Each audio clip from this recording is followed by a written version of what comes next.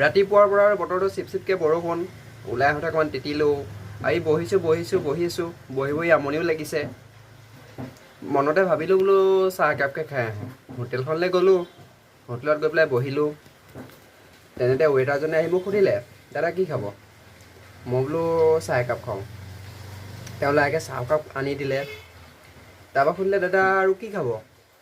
মই ভাবিলোঁ বৰষুণ অকণমান গাটো ঠাণ্ডা লাগি আছে গৰম মিঠাই এটাকে খাওঁ সেইবাবে ৱেটাৰজনক সুধিলোঁ গৰম কি হ'ব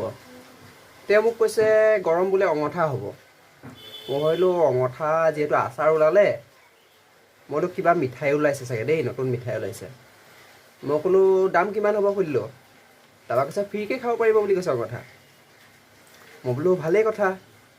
আৰে মিঠাই এটা যদি মই খাওঁ 10 টকাত আৰু চাহ একাপ 10 টকা আৰু মিঠাই এটা খালে একেবাৰে কম 10 টকা 20 টকা যদি অঙঠা বোলে নতুন মিঠাইটো যদি মোক ফ্ৰীতে খুৱায় ভালেই কথা ক'লোঁ লৈ আহক তাৰপৰা দেখিছোঁ আৰু মোক ধুনীয়াকৈ গৰম অঙঠা এটা আনি দিছে নহয় মই সেই জেগাতে বেহুচ আৰু কি ক'ব মোৰ অৱস্থা বেয়া সেই জেগাতে মই বোলো আজিকালি হোটেলত অঙঠাও পায়নে কৃষ্ণ বুলি এনেকৈ গুচিহে আহিলোঁ আৰু